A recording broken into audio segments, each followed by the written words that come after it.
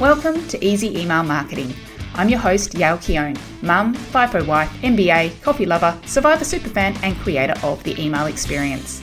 In Easy Email Marketing, you'll benefit from my nearly 20 years experience, where I'll be teaching you all the tips, tricks, and insider info on how to create feel-good, non-spammy experiences for your subscribers. Let's get stuck in.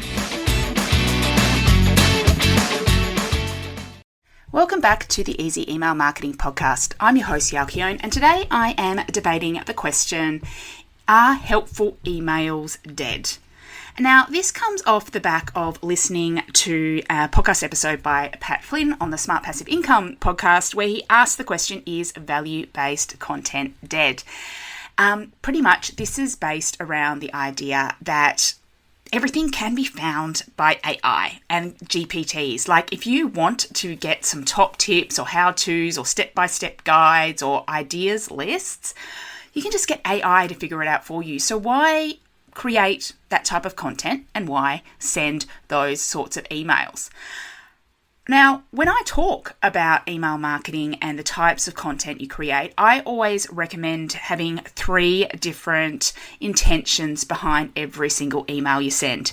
Emails that engage, emails that sell, and emails that help. But are the helpful emails still relevant? Do they cut it any more? So I do have some thoughts. So I agree and I disagree on the concept about helpful emails or helpful content in general being dead. So I agree that helpful content in that traditional format don't get as much traction on social media especially, and to a lesser extent on blogs, podcasts, videos, etc. But on the flip side of this, you do still want to potentially appear in SEO results or AI search results, so your content still matters. So AI still needs to get its content from somewhere. So there's still that need for that content if that's what you're aiming for as part of your strategy. I disagree in that it only takes into account the amount of people who have adopted AI technology. So I recognize that especially in the digital online course creation space, which many people fit into, there is a much higher adoption rate of AI technology than the general population. So if you are a more traditional service-based business, e-commerce business, the adoption rate might not be so strong in your audience. So according to Microsoft's 2025-2026 AI report, they've shown a 16.3% adoption rate of generative AI. So generative is where someone actively goes in and says, create an email for me or get me some ideas. Australia sits at about 36.9%. So it is quite high, but there's still a big part of the audience that is not using it. So it does very much depend on your audience and how likely they are to use AI or not. Now, I do agree in that it means lead magnets in particular need to shift. So that ties in to that list building discussion I had in the previous episode, where just having like a top ideas or a step-by-step guide isn't going to cut it, because people can just literally get that from AI these days. Why are they going to give you their email address? So instead, we need to be much more creative in what our lead magnets are going to be. But where I really, really disagree on the helpful content being dead is that I believe it still matters for your ongoing nurture and newsletter style content. Because people on your email list are there because they have some sort of level of trust with you, or at least you have built it over your welcome series, etc. And despite our love of that dopamine rush of getting all those ideas through AI, there is still that issue of trust. Do I trust what AI is telling me? Do I trust that it is true? So I don't know about you, but I have conducted research online, and I have asked, research statistics or information on this certain topic, and they've given me this fantastic report with great numbers, etc. And then I go, oh, where do you get the source that says that percentage? Because I'd like to reference it. And they go, oh, sorry, I can't find that. I just made that. Effectively, I just made it up. They try to use better words than that. So it's not quite there yet. We need to always have that filter when using AI. And of course, the shortcut to that is if you've signed up to someone's email list, someone that you see as an expert or a specialist in a topic, then you're going to trust their insights. So this is still, I think, a borderline concept here. Plus, presenting content in an email, you might get them something to think about that they wouldn't have even thought to look up. So, of course, for someone to go and use AI or to do something and create something, they need to know that they need to create it in the first place. So having prompts in their inbox to at least spark the ideas is helpful too. So I'm on the fence with this. I agree that we need to rethink our content, but I don't think it is as hard a fast as rule as some of these experts are making it out to be.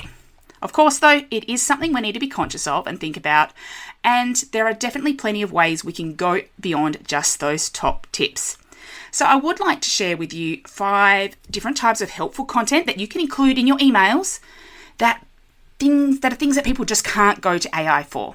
So yes, we like to think of top tips, step-by-step guides, how-tos, etc.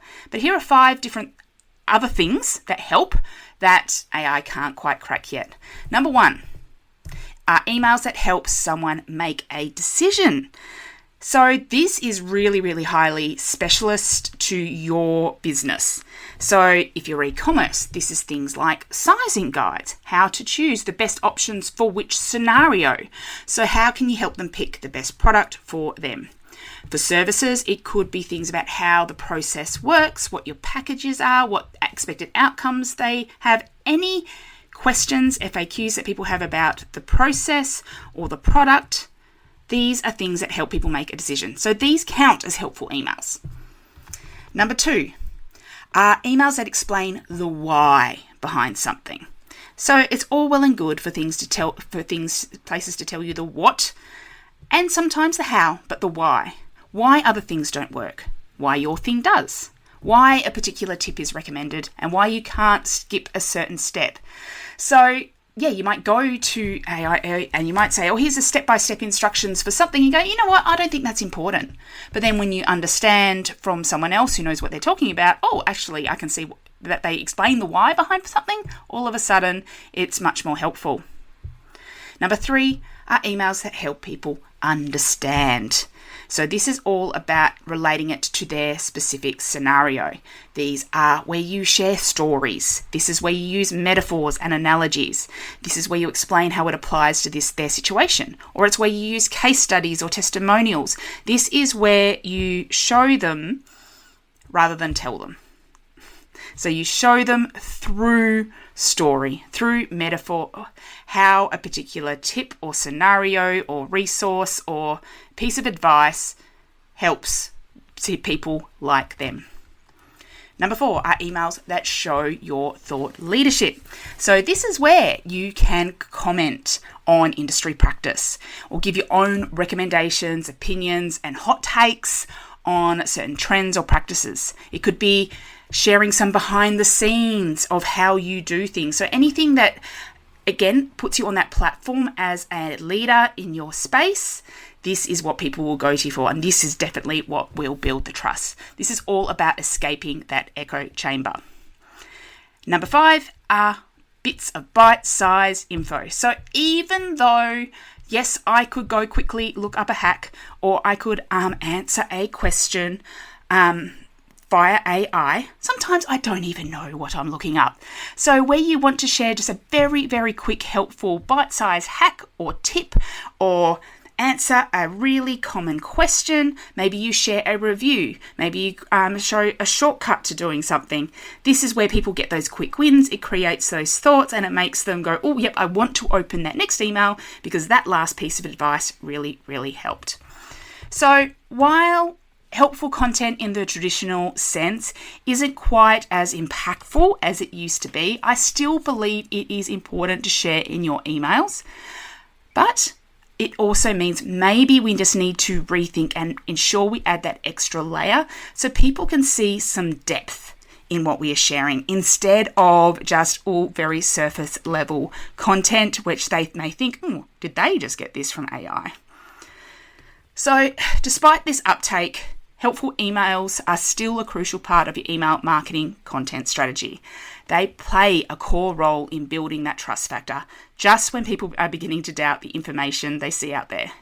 It does help you stand out from the rest of the crowd and have your audience confident that you can support them, and they aren't just getting that surface level AI regurgitated guff. So please don't be scared to add your opinion and your extra insights. That's where the real impact happens. So helpful content is not dead, it is just different, and it could take one of those forms, whether it is helping someone make a decision, sharing the why behind something, helping them understand, showcasing thought leadership, or giving bite-sized wins. People will still engage with that content. So don't think that you need to stop sending these helpful emails. It's just different. Thank you for joining me today. I'd love to hear from you what you've enjoyed from this episode or what you want to know more about in future episodes. Let me know over on Instagram. I'm at Yael Keown, and I'll see you in the next episode.